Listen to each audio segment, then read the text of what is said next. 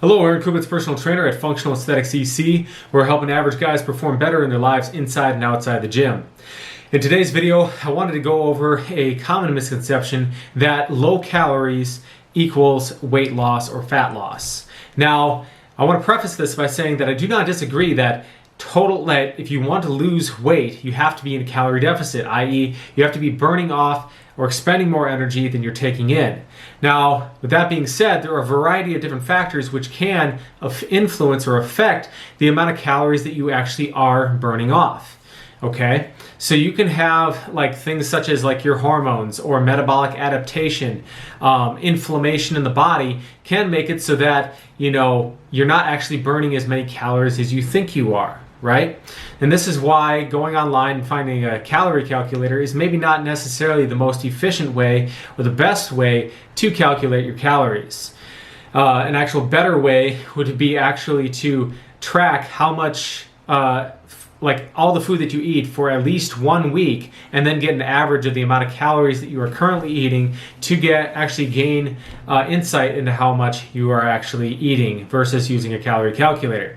Alright, so now that I got that out of the way, what I wanted to say here in this video is that a lot of times people think, okay, I'm eating this low calorie food, so it's going to help me lose weight, or it's going to help me maintain my weight because it doesn't have a lot of calories in it. But what they fail to recognize is that the foods that you eat also have an effect on your hormones such that they influence how fast you get full, how long you stay full, how hungry you get, and also any cravings that you might have. So while yes, eating something like plain crackers or skipping the butter on the potato or something like that can ultimately cause you to have a lower calorie meal, you may end up actually eating more in the end because without that fat or without that meat, because a lot of times people, when they're trying to eat healthier, one of the first things that they'll eliminate is meat and animal products and high protein foods. And then they'll go and they'll eat more fruits and vegetables. Now, there's nothing wrong with the fruits and vegetables, but you got a little bit backwards. What you want to do is you want to be eliminating first all the processed grains, sugars, pop, things like that. Replace those things with fruits and vegetables and keep the meat in there. So get rid of that white bun, keep the meat, add more vegetables to it. Eat an actual potato versus white bread. It'll be better for you, have vitamin C, potassium, a lot of beneficial nutrients in there to help you in your process. Help your body's metabolic processes actually function better, optimize your hormones. Okay, another thing that is common is if you're eliminating the fat from the diet or the carbohydrates from the diet, right? So there is a time and a place when a low-fat diet might be in order or a low-carbohydrate diet might be in order.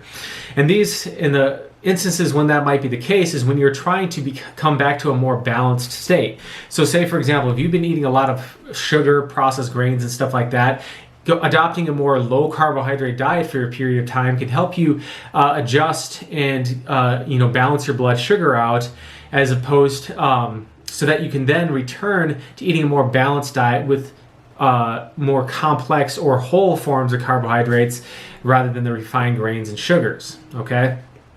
Now, one thing that a mistake that I did when I was younger and stuff is if you're eating a lot of low carbohydrate or low fat foods, you just end up eating more carbohydrates in the long run, right?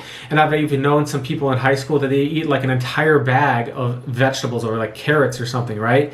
Because they're trying to eat low calorie foods. Well, the thing is, you're cutting those calories back, but then you're replacing it with way more of a certain food group than you would naturally get otherwise. And so when you're eating a lot of low-fat, high-carbohydrate foods, yes, the calories are going to be lower because fat has 2.5 times as many calories per unit of mass or per gram as either carbohydrates or protein, but you're also going to be elevating your insulin levels, which is going to make you get hungrier all the time. Your body over time is going to lose that ability to run off of fat or burn fat for fuel. And so it always is relying on sugar and carbohydrates. Hence, you're going to be craving them as your fuel source.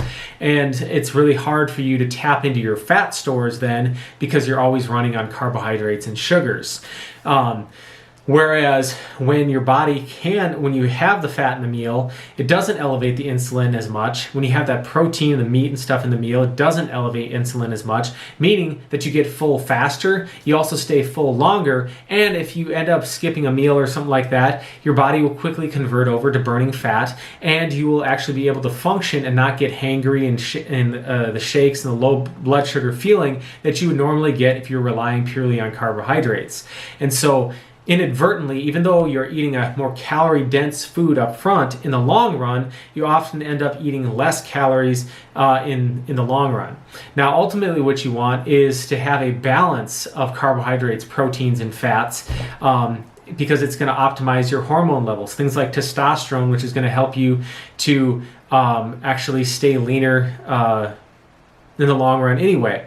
And this is one of the differences between you get older men versus younger men and women versus men, and why women have a harder time getting lean than guys do is because of those hormone levels and stuff, and why older guys have to take longer to recover from their workouts. They have a harder time burning fat off because of those hormone levels are off. So once you've optimized you've balanced things out and you've gotten rid of those processed sugars and stuff, ultimately the best thing to do is to actually start lifting some weights, do moderate amounts of cardio and stuff, and eat a balanced diet, including complex forms of carbohydrates like vegetables, and then having potatoes and oatmeal and beans and stuff like that, and then having some fruit or something if you need a little bit of something sweet. But base your diet more off of the proteins, fats, vegetables. Those are your most nutrient-dense foods. You can eat essential fatty acids when you're eating those good, healthy fats, and omega-3s and fish and stuff. And then the other fats, your body can actually create those, so they're called non-essential fats, and so you don't need as much of those. But basically what I want to say is, like, if you're thinking, okay, I'm going to skip the salad dressing on a salad because I want to cut some calories or whatever, well, actually, some nutrients are actually better absorbed with fat. So, for example, if you're having carrots or something, having a little bit of grease from the meat that you're eating is going to help you absorb that vitamin A or beta carotene from the carrots better than if you were having them plain, right? Having a little bit of butter on, like a sweet potato or something is going to help absorb those fat-soluble vitamins better. It's also going to help you stay more. It's going to slow the release of those carbohydrates into your system as well, so that you get a more prolonged, steady flow of energy into your system rather than an abrupt spike and then a dip, which causes you to go and eat more carbohydrates or have cravings and get hungrier faster. Actually, a great way if you are somebody who struggles to build more muscle and eat enough calories to get more muscle is to actually double the carbohydrate portion at your meal. So, for example, if you're normally eating like 20 grams of protein and like 25 grams of carbohydrates, rice. So you have half a cup of rice, and then you have like a can of tuna or 3 to 4 ounces of chicken or something. You have that balance there. If you double the carbohydrate portion and help spike that insulin, drive that insulin higher, then especially after a workout or something, it's going to spike that insulin, drive that protein into your muscles, and then you're going to have that dip later on, which is going to make you hungry to have another meal, which will help you to gain that weight and get bigger. All right, guys, so short video today. Just wanted to point that out, that just because something is low calorie doesn't necessarily mean that it's going to help you lose the weight, because if it's how it's affecting your hormones, if it makes you eat more in the long run or too much of one macronutrient, it might actually backfire and cause you to become more insulin resistant, thereby causing more fat storage, keep insulin levels elevated, which suppresses human growth hormone, a key fat burning hormone, and in the long run kind of screw up your whole overall metabolic profile.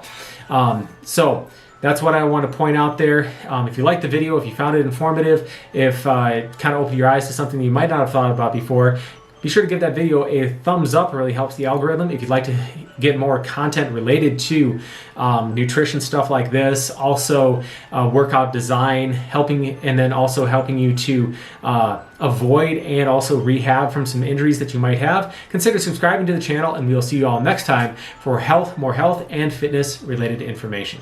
Thanks, guys, for watching.